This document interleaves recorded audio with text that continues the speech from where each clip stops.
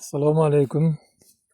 YouTube platformasida Norin Agrobak kuzatuvchilari, obunachilar, yangi kuzatuvchilar obuna bo'lmaganlar obuna bo'lib,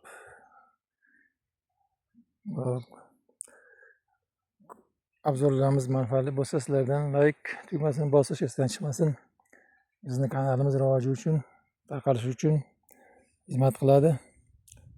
Xo'sh, mana sizlarga kanalimizda oz bo'lsa ham foydali ma'lumotlarni yetkazib boryapmiz. Mana bog'larimizni ham tozalab qilib, ancha ko'zga ko'rinib qolibdi. O'sha bizni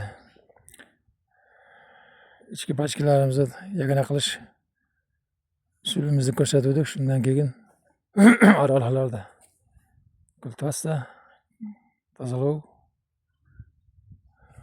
ko'chat orol tagilar o'tlar o'rilib tozalanib, ko'zga ko'rinib chiroyli bo'lib qolibdi.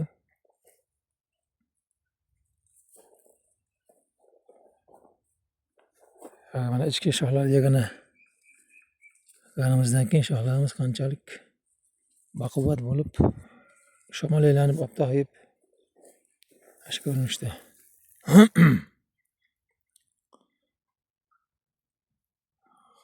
Xo'p, sizlarga bitta yana bir ma'lumot.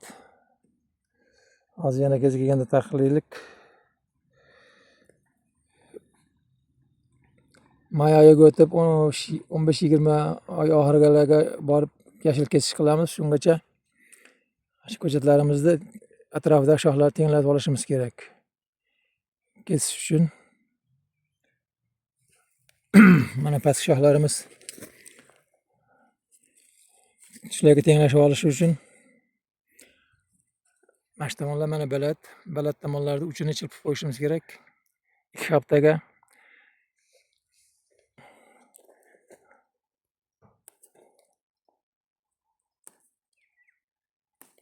to'xtab, orqada qolganlarni yetib olishiga zamin bo'ladi. Past shoxlarimiz mana. Shular ham yetib oladi 2 hafta ichida. Keyin o'sha shularda balandligiga qarab ko'p past 5 santimetrdan 7-10 gacha qo'yib, keyin bir xildagi urib chiqsa bo'ladi. Shoxlar ham baquvvat bo'lib tenglashib oladi. Hozirgi ikkinchi darajadagi ishimiz shu shoxlarni bir-biriga yetkazib olish. Birinchisini yagonalarda qildik.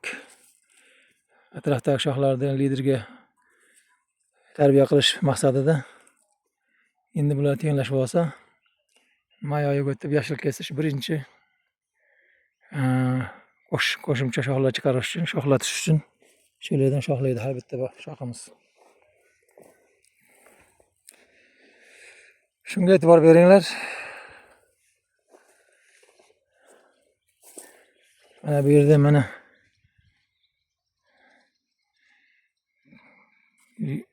Telegram gruppalarimizda ko'pchilik ko'chatlarni atrofdan yaxshilab ko'rsatmaydi, tevazdan rasmga olib tashlaydi.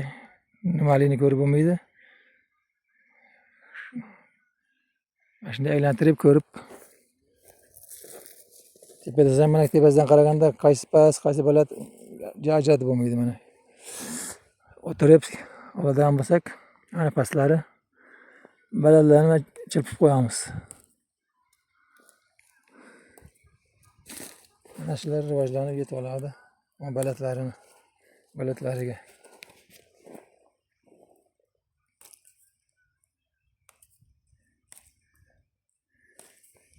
Shoxlarni ichiga chiqib oladi.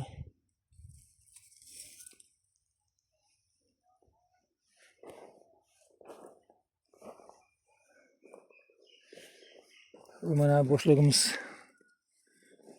to'lishi, mana shu pastdagilarni o'stirib olishimiz kerak.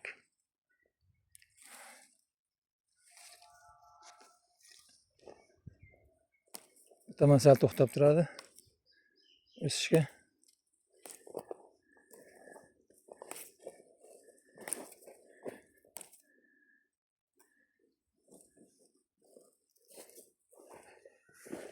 Mana shular yetib oladi. Mana shu keyingi etapdagi ishlarimiz. 2 yosh, 3 yoshli ko'chatlarimizda.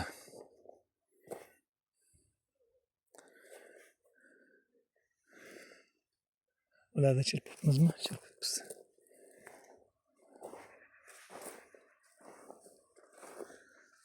Ularni ham olibmiz.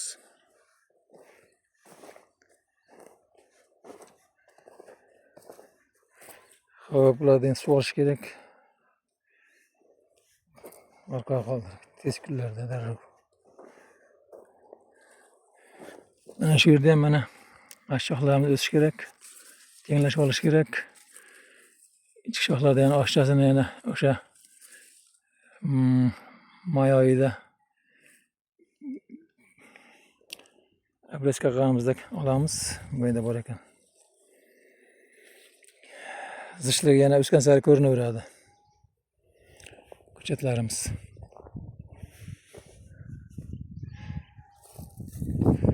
Hozir bugun bog'imizda ikkinchi doralash ishlarini olib boramiz. Gullidan keyin birinchi dorilashdi. Dan keyin mana 20 kun, 25 kunga boryapti. Ob-havo ajitcha yomg'ir, shamollar sababli 1-2 kun kechga qolyapti. Endi bugun ham shabada bor. Mana pastlar o'sib oladi. Shpratlarni mana chirpib qo'ydik uchun yumshoqlar o'sib olish kerak. Mashiga chiqib olsa, mashlarga yetib olsa, mashlarda ham to'xtatib turamiz.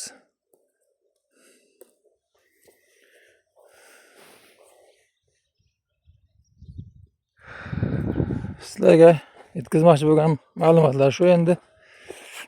Hozir doralash bo'yicha nimalarda sevyapmiz? To'g'ri ham ba'zi qo'shimcha ma'lumot beramiz.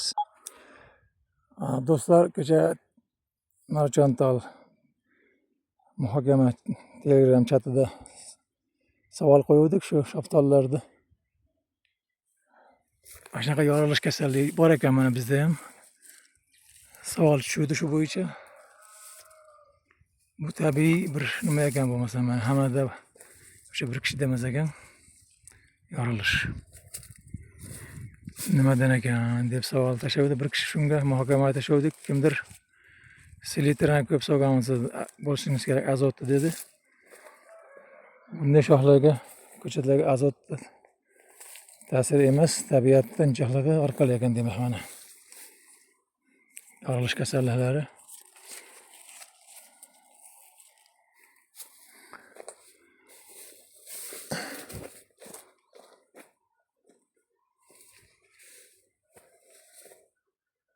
Mana ikkinchi nimamizda ham bor.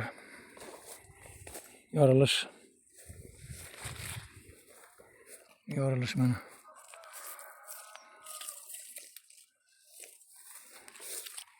Kommentariyada yozinglar buni bilganlar. Sababini tabiatdan tushgan, yomg'irdan tushgan, yomg'ir orqali ham shunaqa yorilishlar bo'lardi. Yomg'irdan tushgan kasallik sho'rishlar orqali ehtimol shundandir.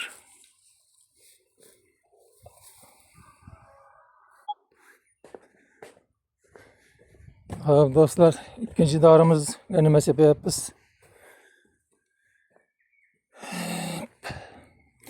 Gullidan keyingi birinchi dorilashimizda qurtga qarshi qurt sho'rishlar, zamburug, hasharotlarga qarshi va vitaminlar qo'shilgan 4 xil dori. Karat bundan ham 300 gram qo'shdik. Hozir 2 xil dori sepyapmiz. Shu Liamda Cigalatrin 10%, Acetamiprid 30%, Inicid dori. Inicid. Ikkalasi mana. Xo'p, 100 gram 1 litrga mo'ljallangan 3 litrga 3 pachka 300 gram tayyorlab oldik. Har bir 10 litrli zapravkaga 100 gramdan qo'shamiz. Vitamin qo'shganimizda bu safar zamburug ularga qarshi qo'shmadik.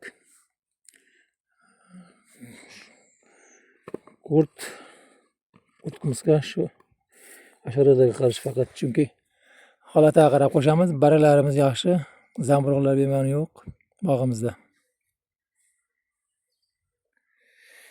Hop, bitta narsaga ko'pchilik ahamiyat bermas ekan, shu mana Karadoni kontaktniy, sistemniy degan dorilarga ahamiyat qaratish kerak ekan. O'tgan safar mana shu Karadoda hammasi bor, shuni o'zini olavermabsizlar, ko'p narsa olibsizlar deb muzokara bo'lgan bog'bon bilan bizni o'rtamizda. Endi ikkinchi dorimizni olishga borganda tushuntirib qo'ydi shuni. Bu kontaktli dorilarimiz faqat bir kunga ta'sir ko'rsatar ekan xolos. Urgan narsani o'ltirar ekan, ochiq narsani, barda orqasiga tushgan narsalarni qolib ketar ekan. Hop, sistemli dorilarimiz o'sha 15-20 kun, bir oyga hasharotlardan saqlaydi. Barglarda orqasidagi qo'yilgan tuxum bo'ladimi, hasharot bo'ladimi, bekingan bargni buyog'iga urilsa ham orqasidagi hasharotlarni ham o'ldiradi. Sistemli dorimiz. Farqi shunda, shunga hasharotlarga qarshi saqlash uchun sepilganda sistemli dori sepamiz. Mabodo favqulodda qurt bosib sho'rshira tez urish kerak bo'lsa, mana shunaqa kontaktli dorilarda o'zidan qo'shamiz ekan yoki o'zini sepamiz ekan. Endi bularni analogi ko'p, 3-4 xilini qo'shib sepish mumkin. Bu sistemlar ham xuddi shunday. Holatiga qarab har xil dorilarni qo'shib sepishingiz mumkin. Biz faqat hozir hasharotlarga qarshi, hasharotlar tushmasligi uchun, oldini olish uchun sistemli 2 xil dori sepayapmiz. Mosplan 1-2 mana 2 xil 30% liamba, chunki mana bunda faqat liambani o'zi 5%. Boshqa hech narsa yo'q dedi bunda. Bunda qo'shimcha mana 30% asetamiprin.